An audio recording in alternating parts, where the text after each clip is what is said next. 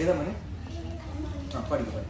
എന്നെ നന്നായി അറിയും, എന്നെ നന്നായി പുലർത്തും എന്റെ പ്രാണനായകൻ യേശു. അമ്മയോ മരിക്കുമ്പോൾ അപ്പൻ താലോലിക്കുമ്പോൾ എന്നെ വാടി പാടി നടത്തും. കല്ലിൽ തട്ടാതെ ഞാൻ വീണു പോവാതെ ദൂതന്റെ കാവലായി.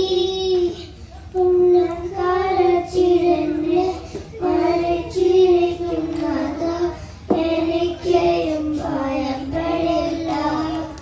ഉള്ളംകാരച്ചിരന്റെ എനിക്കെയും ഭയം